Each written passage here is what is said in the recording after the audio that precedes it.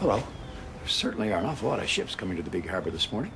You know, even though it's winter, and I can't always see out my frosty window. My special radio here, that's my eye on the harbor. Roger. Out. You know, I can hear all the ships coming in over this radio. They call me just before they arrive, so I can tell the dispatcher to send the pilot boats and the tugs out to meet them. It's like a big team. Everybody working together, and no one part of the team is any more important than the others. Take my radio here now. Now, what would happen if one part thought that it was more important than the rest? What do you think? You'd have a disaster. You know, the tugboats almost had a disaster not too long ago. They had a very big job to do all by themselves, and they forgot about teamwork. Whoa, what an incredible adventure that was. And you know, it happened on a winter's morning, just as fair and as frosty as this one. The first fingers of sunlight fell upon the sleeping tugs and tickled them awake. They opened their eyes and saw a most surprising sight.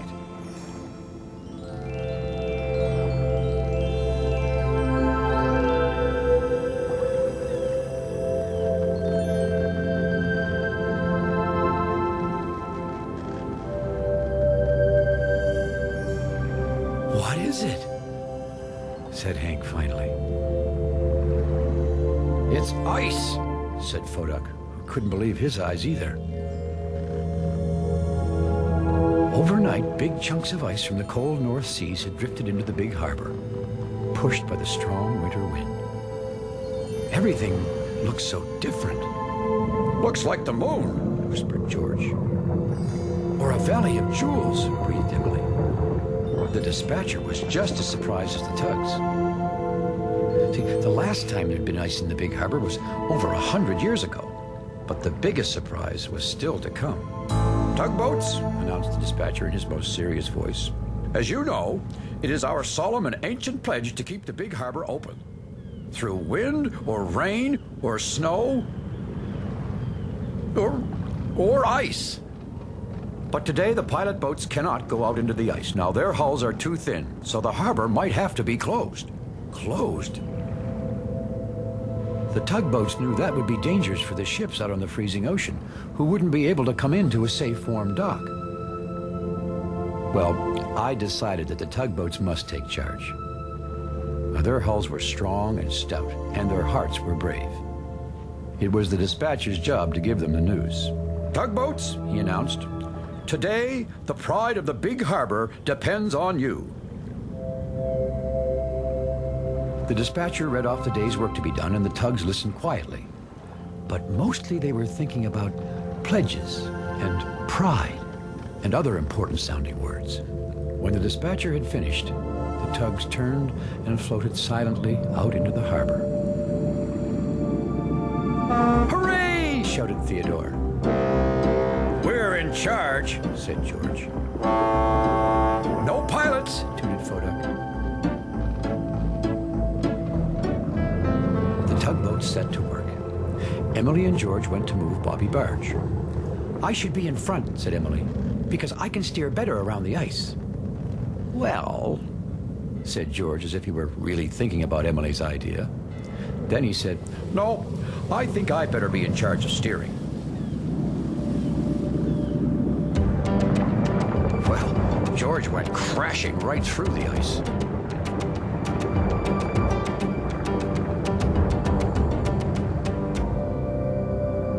Foduck brought Bonavista Barge to the salvage yards with a load of scrap metal. Oh, it was tough tugging. Sometimes the ice came all the way up the Bonavista's bumpers. The ice was so thick that Philip and Fillmore, the ferry twins, couldn't get across the harbor. So Theodore and Hank were sent to pull them.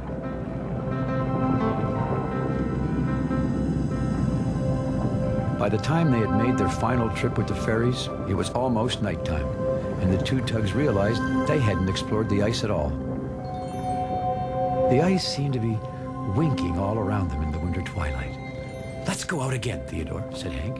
Do you think we're allowed? Wondered Theodore. We're in charge, said Hank. Okay, shouted the tugs, feeling the tickly ice under their hulls.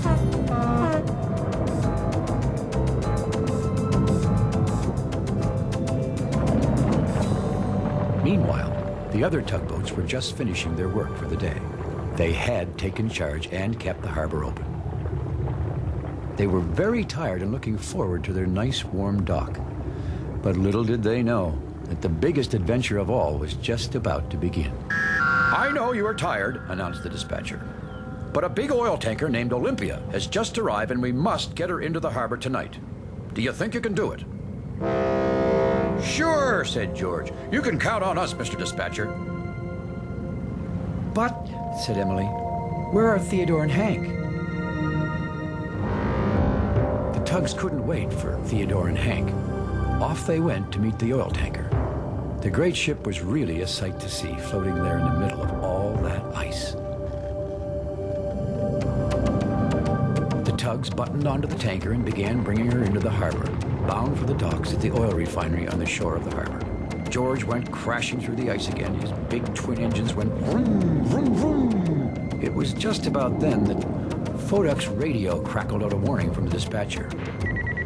A giant icebreaker named Inverness was arriving in the harbor to clear ice. All the ships and boats were to return to their docks as soon as possible. We'd better hurry, called Emily. Foduk decided he better take charge and direct the tanker into port. I'm in charge, snorted George. But Foduk, who had always wanted to be a pilot boat, gave directions to George in a commanding voice just like Pearl. Come over here now, George. Full ahead. George tried to turn, but with all the thick ice around him, he couldn't. So he plowed on ahead right into the middle of a heavy ice floe. It's a good thing I'm up front, he thought, and vroomed his engines even more. Our friends Theodore and Hank were busy in the ice too. Theodore was pretending he was an icebreaker ship. He went plowing through the thick ice, breaking it with the weight of his hull. Hank was pushing the ice, pretending the piles were giant ships he was moving around the harbor. Look at me, he shouted, feeling very strong and powerful. Meanwhile, George was still vrooming away. The ice seemed to be getting thicker and thicker, and he was feeling very hot, as if he had a fever. Said Emily to herself. Those clouds are very low. And then she saw the clouds were really smoke pouring from George's engines. George, turn off your engines, he shouted. They're getting too hot, called Foduk. George had to stop pulling right away, or else his engines might have been seriously damaged. He slowed down, almost to a stop. And that was a good thing, because Theodore and Hank were so busy moving ice around, they had not been paying attention to where they were going. They were heading straight for the ship. Theodore and Hank were very surprised to see the other tugs. Well, what are you doing here? They said. Working. And you should have been helping us, said George. Well, you should have gone where I told you, said Foduk to George. Well, you should have let me be in front, said Emily. The tugs all began to quarrel about who should have done what and what should have been done when. And then they heard a deep, deep horn. It was coming from far out on the ocean, but it made all the tugs shiver because they knew what it meant. The giant icebreaker was coming and they had to get out of her way. And they were still a long way from the dock at the oil refinery. It's all my fault, said George sadly. I wanted to be in charge, but I guess I didn't do what I was supposed to do. Me too, added Foduk. And me, said Theodore. And then Emily agreed. Oh, said Hank finally, and also me. Just then, they heard the icebreaker's horn again. And she sounded closer. The pilot boats should know what to do, said Hank in a very small voice. Hank's right, said Emily, thinking, Petra always says many tugs make light work. We should all work together. You're right, Emily, said Theodore. You're the best steerer, so you go in front. George should push because he's the strongest, and Hank and I can help by pushing on the side. And so the brave tugboats set out to move the great ship through the dark and icy harbor. There was Emily the Vigorous, pulling in front, steering the tanker between the ice jams, and Theodore and Hank at the side, keeping her nice and steady as she went. And valiant George pushed and pushed on with all his might. And Vodok the Vigilant leading the way, using his firefighting light to shine a safe path for his friends. Finally, the tugs saw the friendly lights of the big harbor just ahead. They were almost there. Soon, they reached the oil refinery.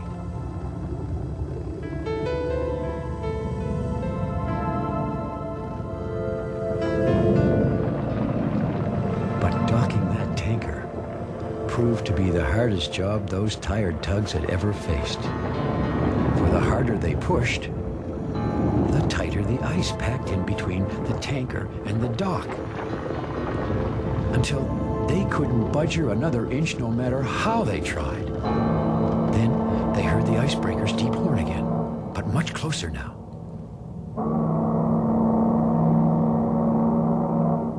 No one was thinking about pride or solemn pledges anymore. Instead, each tugboat was thinking they'd let the harbor down. All eyes turned to Theodore. If anyone could think of a plan, it was Theodore. Good old Theodore.